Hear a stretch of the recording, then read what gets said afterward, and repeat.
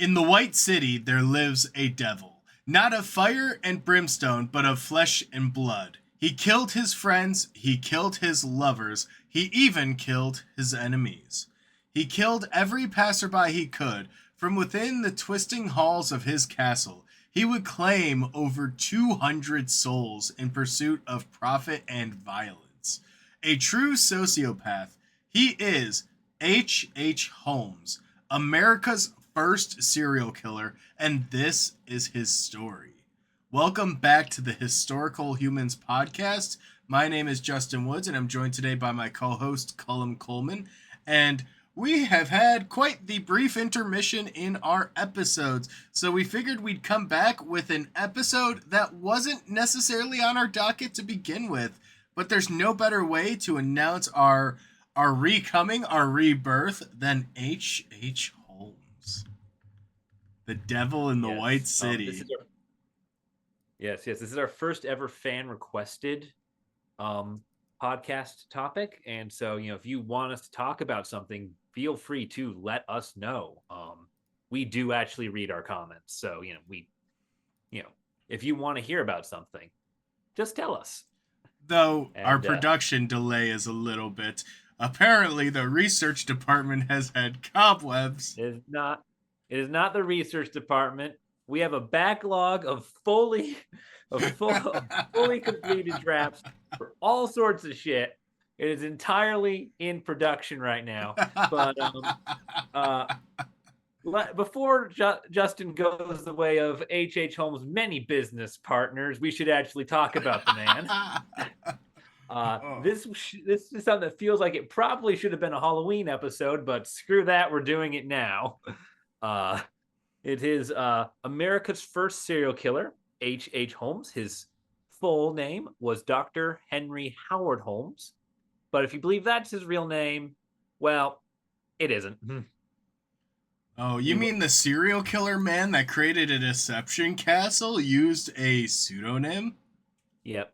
His actual name was Herman Mudgett. And if I see why he changed it.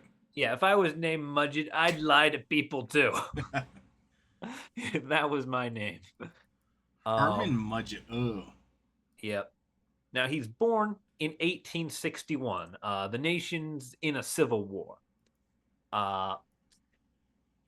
And the whole kill your brother sort of thing really seems to have imprinted on him. In the sense that this man would just murder anyone who got close to him. And I do mean anyone. But that's part of where the charm of H. Holmes comes from, because he became the first true serial killer because his killings directly resulted in the coining of the term a multi-murderer, which is just a precursor to serial killer. And this man, when you think of serial killers, the first two you think of are H. Holmes and Jack the Ripper, and he was a contemporary of Jack the Ripper. Like, could you imagine what serial killer messages could be going back and forth between these two men, should they have ever crossed paths? Yep. Now, the wonderful thing about these two is that in the 19th century, when all this is happening, H. Holmes is by far more famous than Jack the Ripper. Ooh. In modern times, Jack the Ripper is kind of the default name for a serial killer, and that has a lot to do with modern retellings and focusing on the Victorian setting and the Victorian era being in Victorian London as opposed to Victorian America, which was H. Holmes' habitat.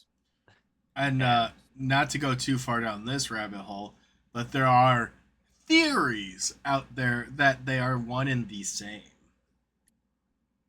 That requires a level of travel that, Holmes was prolific with travel. He does not really leave the United States. We do actually, thanks to how he gets caught, have a pretty clear record of his path through life, and there just isn't time for him to spend a few weeks getting to the East Coast and then sailing for a month across the Atlantic back and forth. It just doesn't fit his timetable. The convenience of modern airports was not a thing. I mean, I'm sure he could have swam a little bit. Uh, he's not Aquaman. But yeah, it's interesting, and this man really made a career of lying as much as he could, quite literally up until his dying day, and that means even a lot of autobiographical accounts of his life are quite really unreliable. Yep. Because you mean to tell me Yeah. that a con man, a serial killer, was honest and truthful about his entire life? Yeah. Most of what we have confirmed about his life comes from things like public records, many of which he forged, and uh, various dates of disappearances, murders, bodies turning up, fraudulent checks being cashed. The paper trail is really a financial one that ties him to locations, since, wire transfers weren't really all too much of a thing, at least not in the modern sense where we think of, electronic banking. He had to actually physically be in a Pennsylvania bank to cash that fake life insurance. It's just interesting to me because Holmes was born to a family of wealth. They Yeah. were a wealthy farming family, and he was born in Gilmanton, New Hampshire, so New England. Yeah. However, his family life led a little bit to be desired because his father, Levi, was a violent alcoholic, and his mother, Theodate. Yeah. Theodate, was a religious fundamentalist. Yeah. Um, so, yeah, one of you is a belligerent fiend, and the other one is basically Amish. This is not a good environment. This is going to lead to a lot of conflict around and probably directed towards the child. Especially a lot of isolation, is living on a Yeah. farm. Yeah, he's living on a farm. He's living with just these people, and he's kind of a very bright child. And that tends to lean away from the general trends of socialization and being able to fit in even more than being isolated by the farmland. And honestly, there were signs from the beginning of his life that this man had something wrong with him, because as his very bright child, he showed an interest in medicine from a very early age by trapping animals to perform surgery on the animals he. So he is trapping and torturing small animals, and this is seen as a positive academic interest. You know, the Victorian period was such a long time ago. Yeah, if you wonder why like so many horrible things are associated with doctors during this time, it's because quite literally the early signs of sociopathy are considered desirable traits among physicians. It also just becomes kind of the blueprint for future serial killers.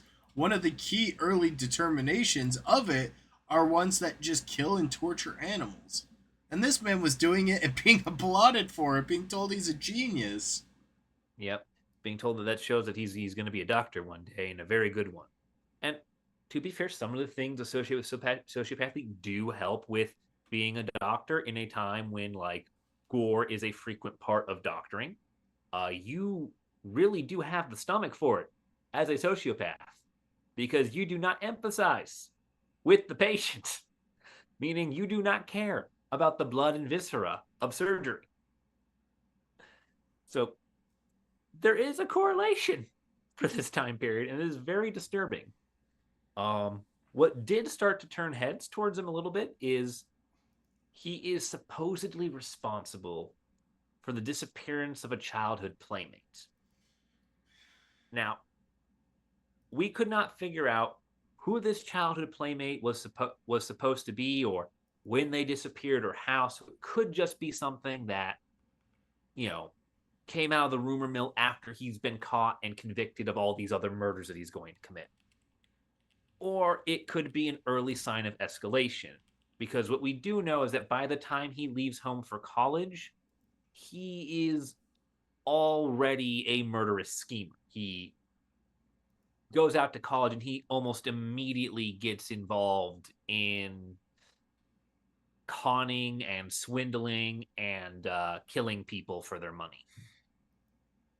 So this had to start somewhere. Yeah.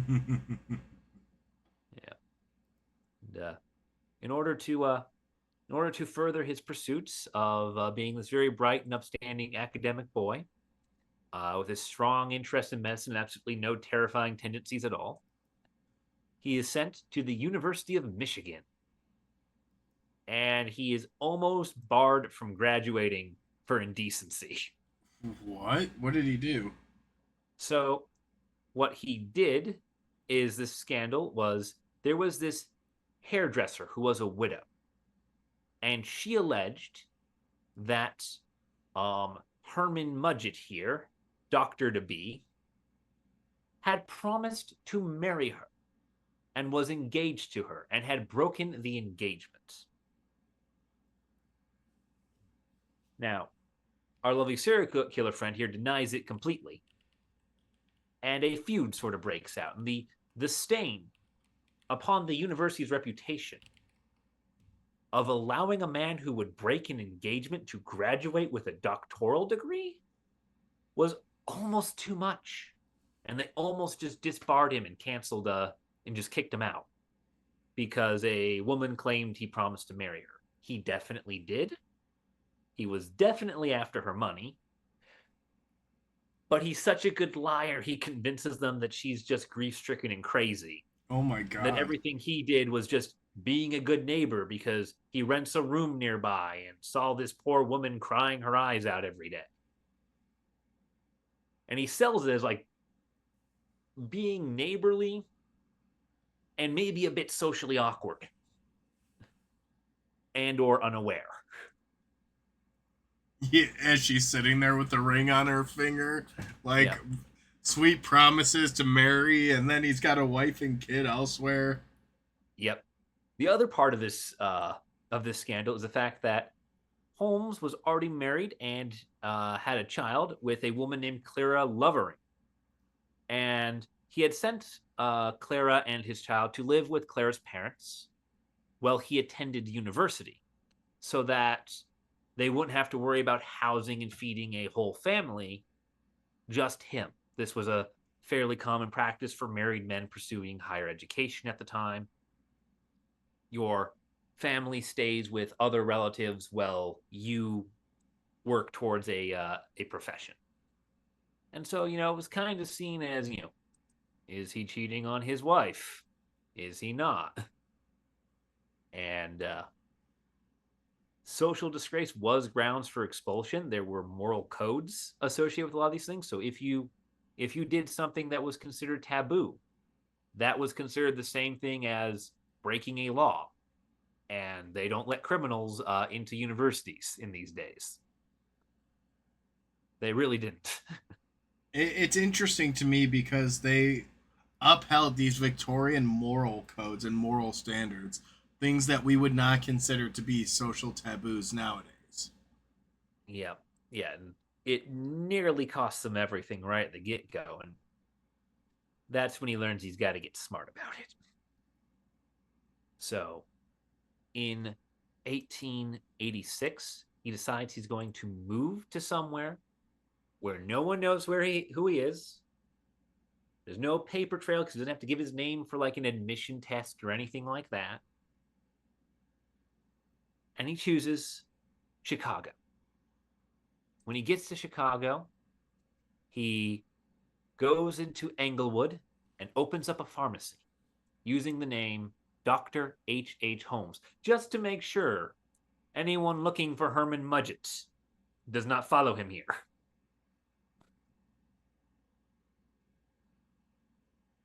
And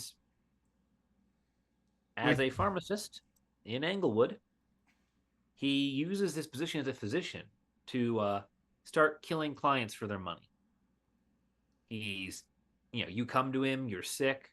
And instead of giving you medicine, he gives you little bits of poison, which you take because you've been told by your doctor it's medicine. I mean, at this point, they still believed in humors and miasma, so Yeah. you know, not the greatest point in time. But it's also, I think, kind of important to highlight too that the time in which he moved to Chicago, it was a hustling and bustling and rapidly growing city because this is coming on the heels of the Chicago fire, and the city is pretty much like a phoenix, float rising from the ashes.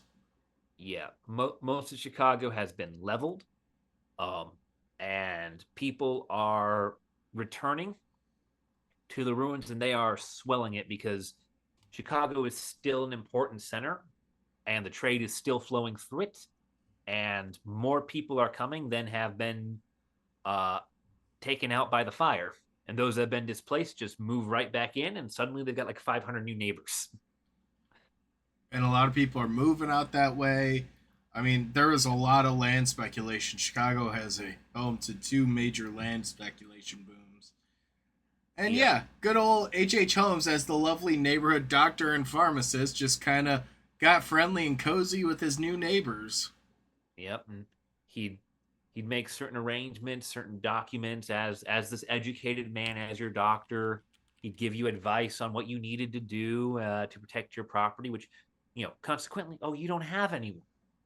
So, in order to, make these loans or get this, mortgage or whatever property thing you needed done, who'd be a good co-signer? The physician. I'm reliable, I'm trustworthy, I've befriended you. I understand the legal paperwork around this, and I've just quietly doctored some of it to ensure that everything goes to me when you die. Here, take this medicine. I'm also just very wealthy because I'm a doctor, obviously. Yep, I'm a doctorate. Doctoring's a good profession, and because of this, because of all this sort of whirlwind that he lives in, the extent of his killings is entirely unknown. No one has settled on a definitive body count. Holmes confessed repeatedly after being caught. I really think he just liked hearing the sound of his voice and getting the attention it brought on when he would regale people with stories of who he killed and how many and when. And all of his confessions have wildly different body counts, different stories, different methodologies. Everything changes with each retelling that this man gives, to the point that he confesses to killing at one point only 9 people and at another 200. Well, part of the issue with this is one of the things that Holmes really had a penchant for, and that makes actually confirming these numbers really difficult, is he really liked using that doctorate degree and would chop up his victims, would dismember them, would boil away the skin and flesh and sell the bones to medical universities. Like this Hell, man knew how to sometimes you just ethically, sell the whole body. yeah, this man would ethically just disperse of human remains all the time. Yeah. And one of the things about this too, like why this doesn't raise any red flags, is because medical schools are in constant need of fresh cadavers to train students on, cadavers in good shape. And because there's this very high need, they're willing to pay a decent sum for them and not ask any questions about who's bringing the bodies or where the bodies are coming from. Grave robbing is a out of control profession in this time. People were regularly going around digging up the recently deceased, dragging them casket and all into a medical ward and selling the body to a doctor. Now keep in mind, the body is still in a casket. It has been buried. The doctor knows that this is not a lawfully obtained corpse, but they're so short on bodies, they don't care. So Holmes, having his medical degree, is very aware of this fact, like painfully aware. And with this pharmacy, um, the one thing all accounts, all sort of historic records seem to agree on, for the most part, is that his first victim was a woman named Mrs. E.S. Holton. Now, Mrs. Holton was Holmes' business partner in the Englewood Pharmacy. He ran the pharmacy, she owned the land. He gets rid of her, he's the sole proprietor. Own your own business with this one ethical life hack. Yep. He kills her in 1890 to ensure that he has full control of the pharmacy. She might have been catching on to some of the shadier shit he was doing and what sort of person he was. He had spent the last 4 years integrating into Chicago society. And who knows how long it takes for the mask to slip. He didn't wait long until he started killing again, though. Oh, no, no. Like, this is kind of the floodgates of his confirmed kills kind of begin in a bit of a spree. Holmes will die in 1896 at just the age of 35. So he does not have a lot of time left on the clock, and he spends it very efficiently with his killings. Because within a year of him killing E.S. Holton, he would later go on to kill Julia and Pearl Connors in 1891, who were the wife and daughter of a jeweler in Holmes's store.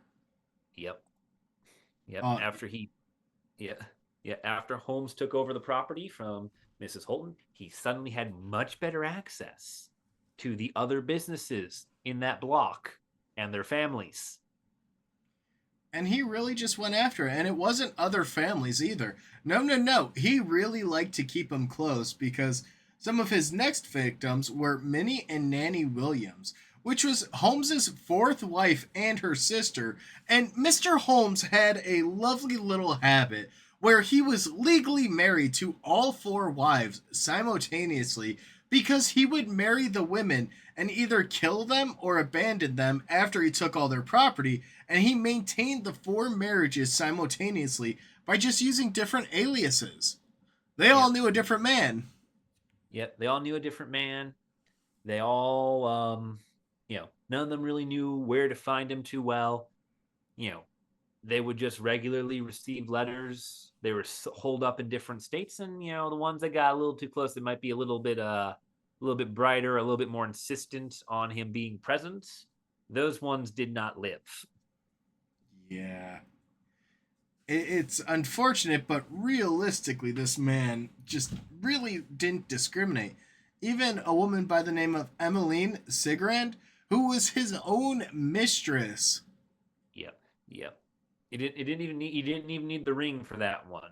This Miss Segrand's murder really kind of shows the financial nature of you know of everything that Holmes does. He's very transactional as a person, and to him, the wedding ring was a means of guaranteeing access to the property of the women he was seducing.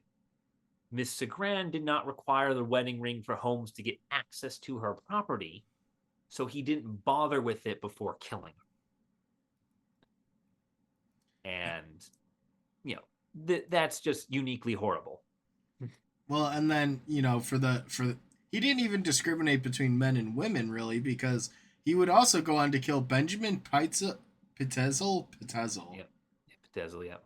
and his three children in 1894, who was a business partner who just so happened to have a $10,000 insurance policy on his own head.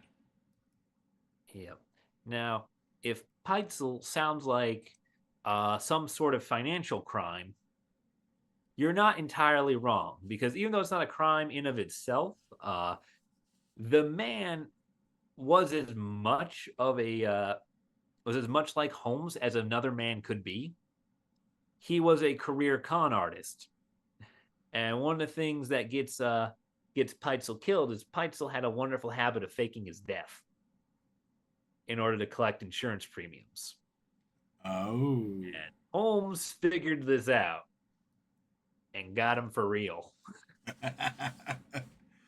Why fake it when we could just do the real thing, Holmes? Yeah, Probably. yeah. There's a whole saga between Peitzel and Holmes that we get to get into in a little bit, but uh, first we have to talk about what he's using all this money on. See, he uses his profits from killing women and business partners and anyone else really and selling their bodies to the medical schools. He uses it to purchase property. And he gets a hold of a massive piece of land on 63rd Street known as the Castle. Which, fun fact, is This now a post office. is, yep, which is why the Chicago postmen don't publicly go postal in the streets. Hey, They got their own little place. you Uh, said your mail would be delivered last week, Sharon. yeah, yes. Uh, the castle is going to be Holmes' main means of murder. This is his signature, his sort of coup de grace, you know, speciality is this building, his little house of horrors. Now, he personally builds it from the ground up.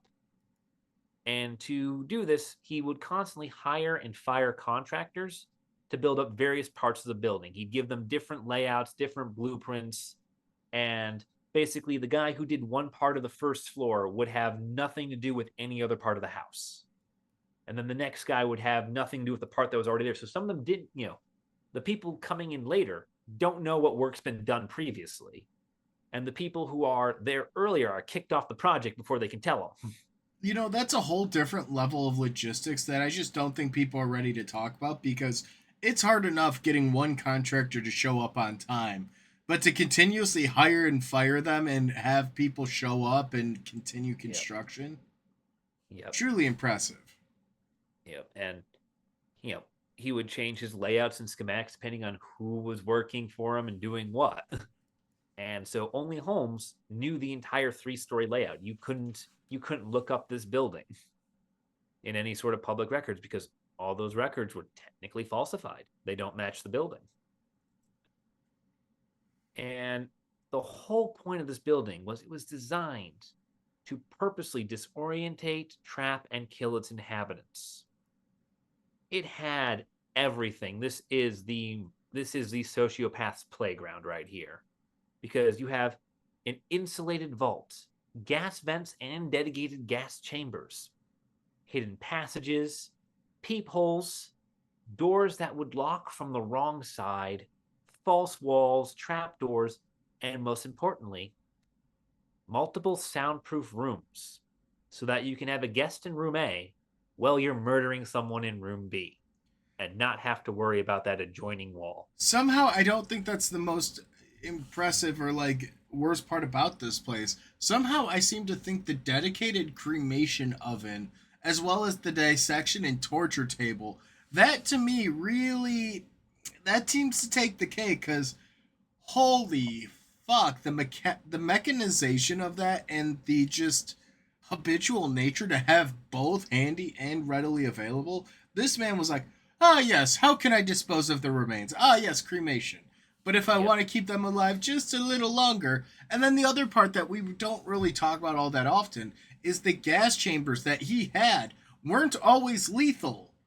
A lot of times it would just knock him out so he could do whatever pervy stuff he wanted to, and they would have no clue. Yep. He had a lot of problems. The there is a reason the majority of his victims are female, and it has absolutely nothing to do with accessibility. But yeah, you can clearly tell that this man meticulously thought of every way in which attempting to murder you in this house could go wrong and had come up with a solution for it because he just soundproofed the entire fucking house. You can't hear room to room. And you'd have trapdoors on the upper floors that Yep. would lead to the basement. You'd have Yep. the different rooms. You'd have it's just Fake, fake walls, fake everything. You know, this man knew what he was doing, and he took the time to actually plan it out. And that is what makes him so scary is the fact that he he ensures that he is in complete control for every step of the serial killer process. The castle opens in 1893, right on time to rent out rooms for travelers visiting the Chicago World's Fair. The entire city has been remade in white for the purposes of this fair. The White City is quite literally the Chicago Fairgrounds. And that's a fun fact. That's where we got our intro from. There's a very popular book that describes Holmes and his acts in the city called Devil in the White City. Yep. Yep. And for 2 years, he would trap, gas, and kill a lot of guests. He would use this revolving door, this metropolis of a city, to just kind of gather people, take what they had, kill them, claimed they moved on. What do you want from me? They paid up to their rent date and they left. You don't expect a hotel to know the travel plans of people, do you? Yeah. Not to mention, you could also just falsify. Oh yeah, they left 5 hours ago. They haven't been here all Yep. day. Yep. He could lie to the police. He could change things around. No one would find like, what, you give him 4 seasons? That's crap. Go to Motel 6 and ask them the, names and home addresses of the people who showed up. They don't know. And so he's doing this and he gets away with it for 2 years. And his favorite sort of renter, his favorite tenants, would be single women he felt he could seduce, because if he could seduce them, it's a lot easier to convince these people that, oh, this is going to be my husband. I should make some signatures on these financial documents that would technically allow him to claim my property should anything happen. We're both only in our 30s. We're so young. What could happen? Dead. We're so young, so full of life, so much ahead of us. Dead. Yeah. Yeah. His motive for murder was almost entirely financial. Seduction is a direct means of him achieving this. He really was unscrupulous when it came to acts of intimate nature, but he always seemed to have moved with a purpose, which was to serve himself and enrich himself. And his general pattern of behavior would be locate a wealthy and or female traveler and offer them lodging. Find a way to gain control of their wealth and property by basically violating their privacy while they are lodging with you, to find out everything he can use against them and, what he needs to forge. Well, it very much is the classic trope of, when you're a solo traveler in a foreign city, a lot of times you'll sit down, talk with the owner of the hotel, you'll sit down at a bar, have a drink, It's not uncommon to have conversations with strangers while traveling, and the castle, as well as the World's Fair in Chicago, posed the perfect location to have this revolving door of people showing up. And Holmes could be kind of selective with who he chose, depending on who he rented the rooms to. He basically got the lion's share of a lot of it, and it kind of worked in his favor because with him being an innkeeper, it wasn't uncommon for people to stop by for various amounts of time, come and go at odd hours, and even better, most people would just be passing through Chicago, heading further west or heading elsewhere. And a lot of times, Chicago wasn't their end goal, and people didn't know them there. Yep. And one of the other things, too, is, this man is not above going through your stuff while you're out for the day. Because as a traveler, in these times, you've got to carry all sorts of things with you.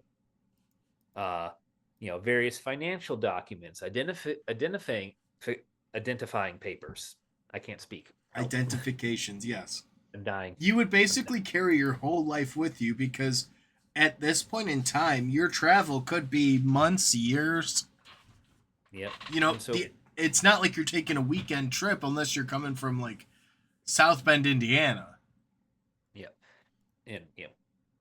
And so, a lot of these people, they had stuff in their rooms that Holmes could just go through to figure out what he would need to forge, what handwriting he would need to duplicate, how he would need to go about what their status was without them ever knowing, so that he can, get some very in-depth information to use when he finally kills them and claims their property. Not to mention forging the documents so he can claim their property. Yep. It's easy to put your name on a bunch of documentation and paperwork when you have their whole life just laid out in front of you. Definitely. And communication is very intermittent, especially with travelers in this era. So it would take months for anyone to realize someone was missing. And so by the time people come looking, it's been 6 months, 8 months, 10. And Holmes could maybe go, well, yeah, I got him on the ledger. He stayed for 2 weeks back in April. Hell, if I remember where he said he was going. It'd be she, but yes. Yeah. Let's not forget Holmes targeted women specifically. He did primarily target women. He was also somewhat indiscriminate. So long as he felt he could profit by it, he was willing to kill you regardless of age, sex, or gender. Truly a progressive thinking man. You gotta respect it. You gotta respect it. He didn't see age, he didn't see gender. All right, fine. Maybe Jack the Ripper is a little more sexist than H.H. Holmes for going specifically after working women of the 19th century. But still.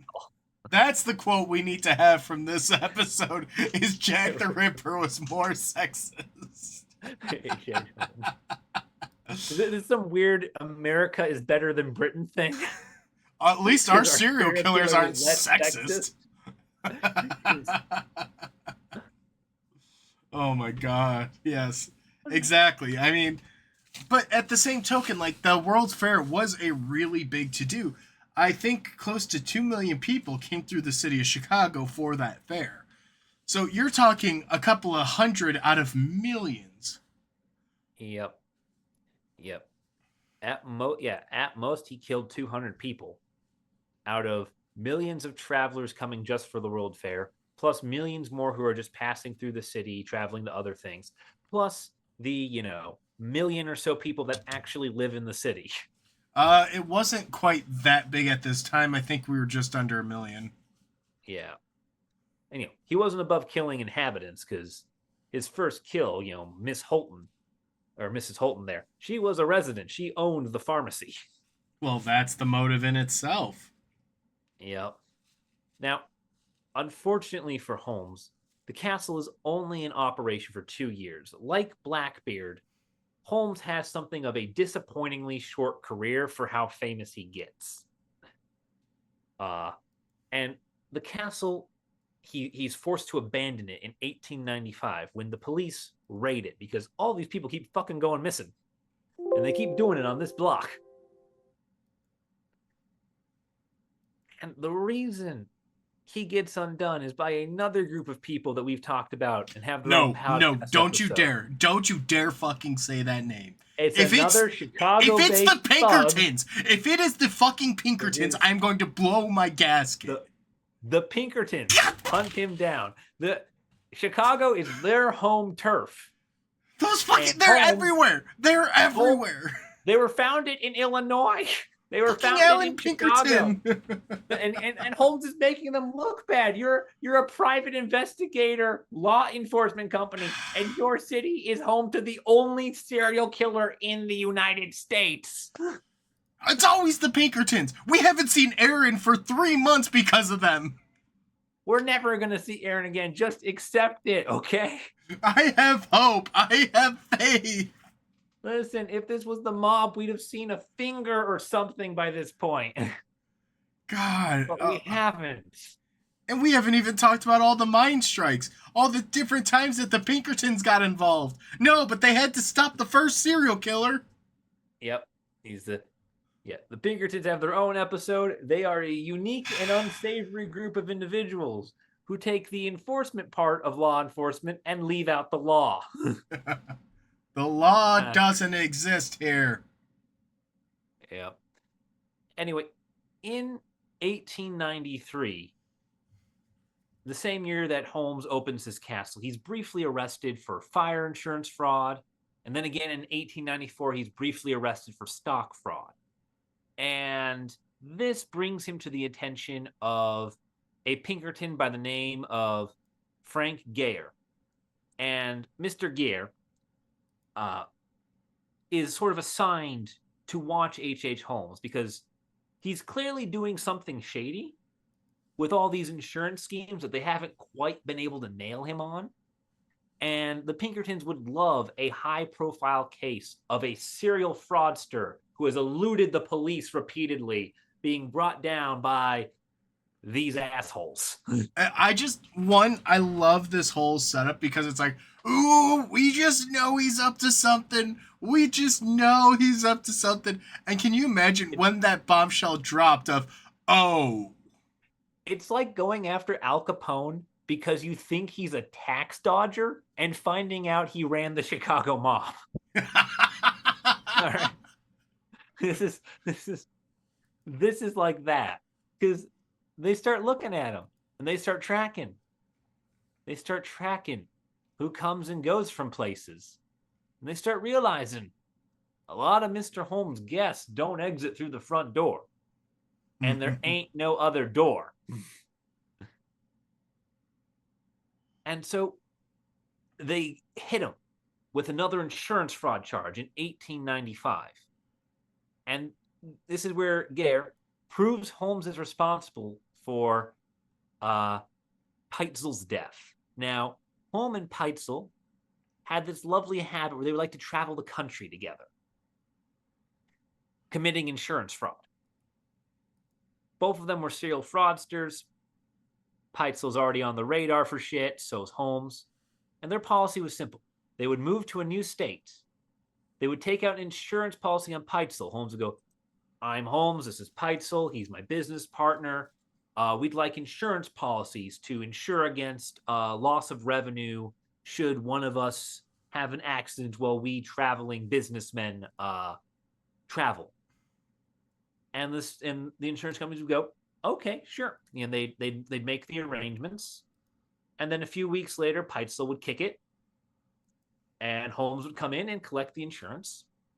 They'd go to another state. Peitzel would perform a Jesus move and resurrect. And they'd split the insurance money. But see, that's where I love Holmes. He started getting creative. He's like, you know what would be even better than splitting this money? If I could just keep it all myself. Yep. So while he's in Philadelphia, he decides that now's the perfect time to get Peitzel out of the way for good, because Peitzel knows Holmes. He's known him for a little while right now. Anyone who knows Holmes for a little while starts to figure out what Holmes actually is. And so Holmes, in an act of greed and self-preservation, because Holmes is not a risk-taking man, decides he's just going to kill Peitzel, collect the money, act like everything's normal. And so he does this. He gets $10,000 in insurance. He goes to his widow, Peitzel's widow, and says, here's $500, half of the insurance payout. I'm going back home for a bit. Peitzel will be along when he comes along. You know how he is.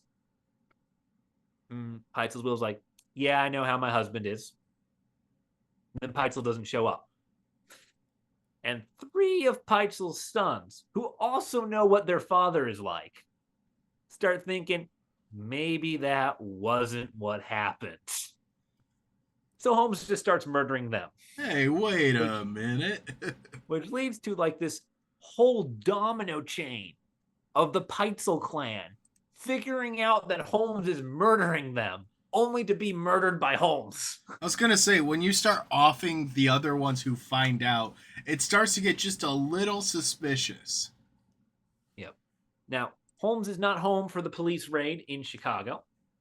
He is instead fleeing back to his original stomping grounds of New England, and he gets picked up in Boston, Massachusetts. And he is arrested, and he is tried for the murder of Mr. Peitzel. And not to mention, he defended himself. He was his own defense.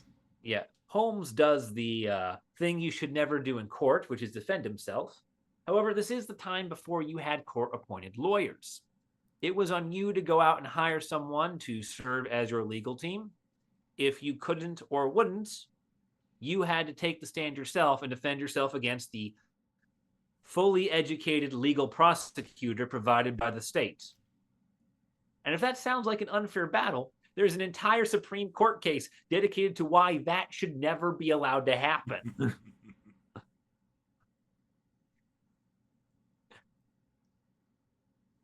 But yes, he defends himself and he gets convicted. So the court sentences Holmes to death by hanging. And I really don't think the death by hanging part has sunk in for Holmes. I love this part though, because this man was an entrepreneur. He was looking for the bottom line anywhere he went. This man went, all right, sure, I got the death penalty. Who wants to buy my story? Who wants to publish it? Yeah.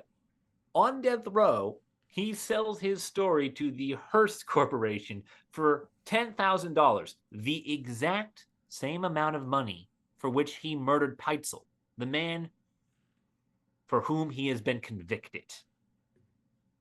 This is the crime, So he had a sense of poetic irony too. And, he's really not thinking they're going to kill him. Or if they are, he'll be $10,000 richer either way. I mean, which would you rather do? Break out of prison or break out of prison with 10 grand to go hide? I like to imagine that he had a final moment of lucidity and he's like, I'm really in deep here. I don't have any of this money left over. Let me sell this story for 10 grand, and what I'll do is hire a competent lawyer to try and save my ass. Yeah. Could have been. He doesn't do this. Instead, after his conviction, he confesses to not just Peitzel's murder, but the murder of numerous other individuals. And he does so on 2 separate occasions. The first time, he claims 27 victims. The second time, he claims 130. There is not one single detail in terms of who the victims are, how they were killed, when they were murdered, or why that matches in either story. My favorite part of that whole thing, though, is especially with the murder castle, they only started discovering a lot of the horrors, and that number started going up when they realized how intricate the maze was, how many different layers were in that building. And I could be mistaken here, but I do believe they found some traces of human remains in his former home as well.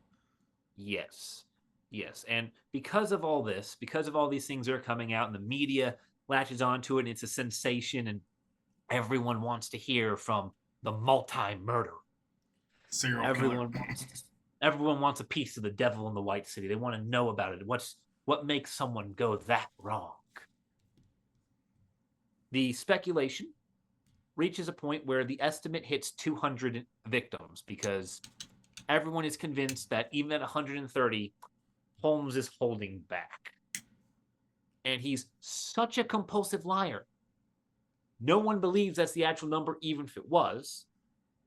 Not to mention, there's no way in the mind of the public that the police and the Pinkertons and everybody else have gotten a hold of just all the different fraud schemes he's committed, just all his fake names, all his fake lives. I low-key love that, though, because that tells you everything you need to know about this man. When he confesses and then police start uncovering evidence, everyone just is sitting there like, no, he's clearly involved with more. There's obviously more. There's no way he didn't do more. Like, imagine how good you had to be at what you're doing for people to look at your work and go, there's clearly more. This isn't it. Yeah. This is full on the trial of the fox and the rabbit from either Canterbury Tales or Aesop's Fables, where effectively what happens is the fox is such a compulsive liar that the judge looks at him at one point and says, I do not for 1 minute believe you ever had the thing for which you claim to have lost. But at the same time, I do not believe that you are not guilty of the crime you have committed, you are accused.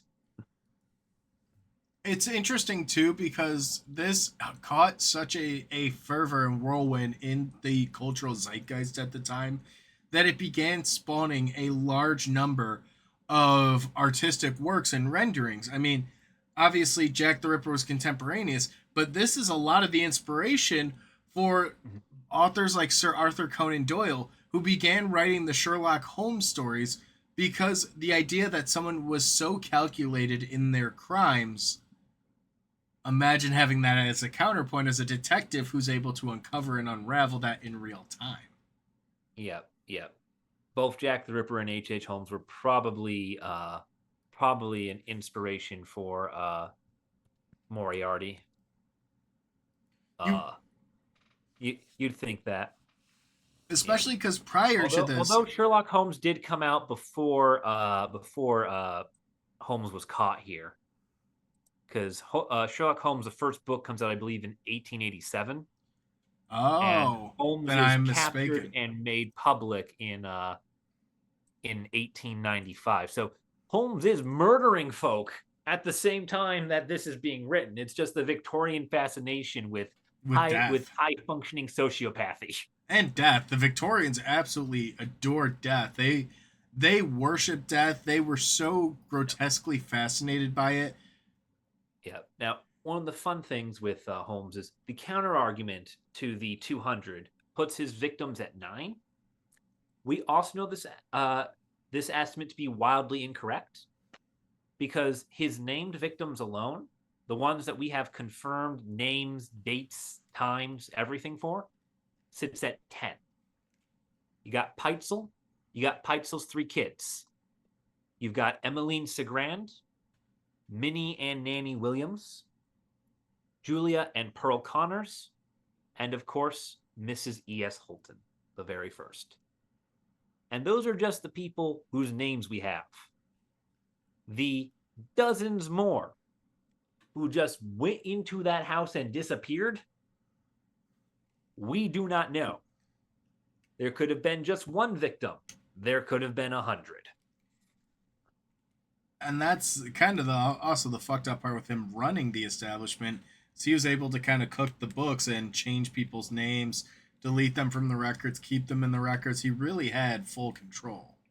Yep. But I think one of my favorite things this man ever did was his dying quote, because how badass it was.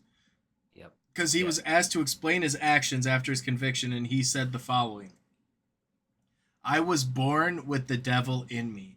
I could not help the fact I was a murderer, no more than a poet can help the inspiration to sing. Yep. That kind of shows you, in his fucked up mind, this man thinks that he is committing some form of intellectual art by seducing and outfoxing and brutalizing and murdering. He thinks of himself on the same level as a poet. One that has his muse and that has his One, artwork and his musings.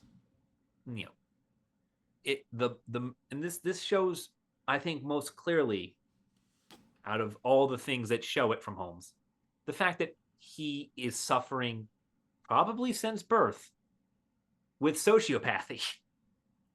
I mean, The man sociopathy. is compelled by a force beyond him to just enact violence. And I say this in no way, shape, or form to try and defend him, but to try and justify. I think the fact that he had such a traumatic childhood and that he had such a rough upbringing really scarred him and shaped his worldview.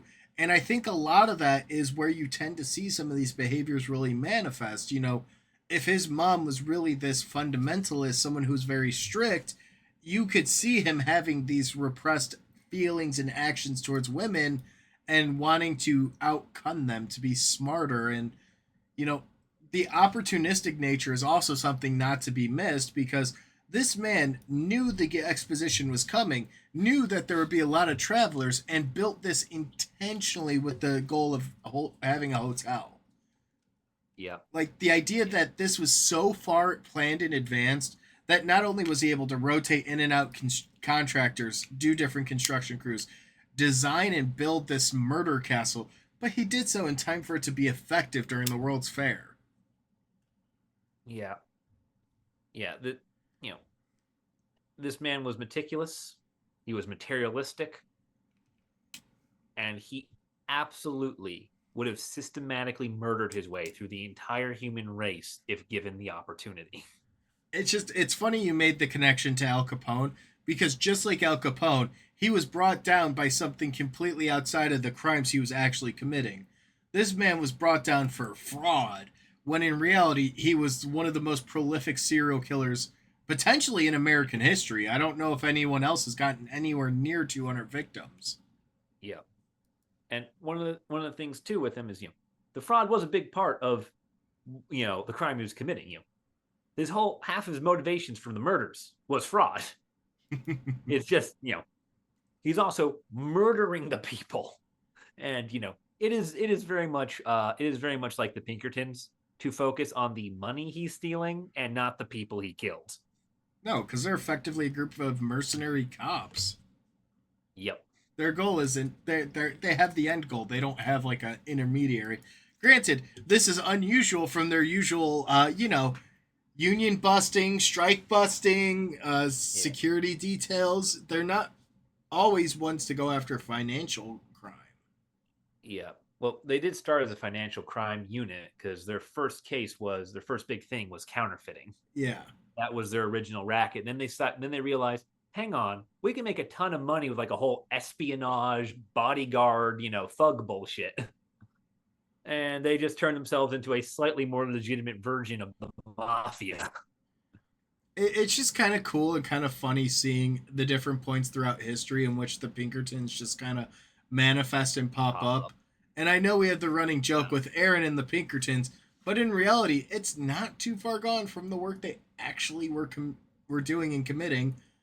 And it's kind of interesting here as some like additional materials is The Devil in the White City, the book that was mentioned, does go into a lot of great detail and depth of the setting of the city during this time period, some of the action, some of the big happenings and things that were going on during the time frame. And it really sets the stage while also diving into how he committed the crimes from a more historiography viewpoint. It's a narrative, but it's a great historical narrative. Yeah. Yeah, and for what it's worth, Holmes does pay for his crimes, as he is hung on May the 7th, 1896. And he is buried, his body is still there today in the Holy Cross Cemetery in Philadelphia. I kind of wish I knew that when I went to Philadelphia just a year or two ago because that would be kind of a cool one to go check out and to go see in person. The first Are we sure it's the Victorians who are obsessed with death and not you, the dark tourist over here? Are we not one in the same? Listen, man, the British flag is it's starting to rub off on you. You have also read Death in the Dining Room, and I know that for a fact. So what? But so what? It is genuinely like to kind of throw a few last thoughts in there. It is interesting to see how this really came to be and shaped American mentality, and this was right before the turn of the century. I mean, once that clock ticks over, it's a whole different world out there. This is hitting that precipice. And then, as mentioned previously in the episode, Holmes's murder castle was demolished and destroyed. And on top of it now is a post office that is reportedly one of the most haunted post office in America. Yep. And I wonder why. For whatever reason, one of the ghosts just keeps going, "You've got mail. You've got mail." Where they sent Clippy to die. No, not my boy Clippy. R.I.P. The real ones remember. But yeah, this is probably a great point for us to wrap up today's episode. Let us know what you guys thought down below if there's a topic you would like to see us covered. We are going to be working on catching back up to our normal schedule, so be prepared for maybe a one-off or two-off episode popping up between here and the next big podcast episode. Spoiler alert. There's a certain rebellion that is going to be coming up in the next episode, so keep your eyes peeled for that. And Yep, we will... yep, big events in the world of boxing. Oh boy, Joe Louis, get ready. Thank you guys for watching, and we'll see you in the next one.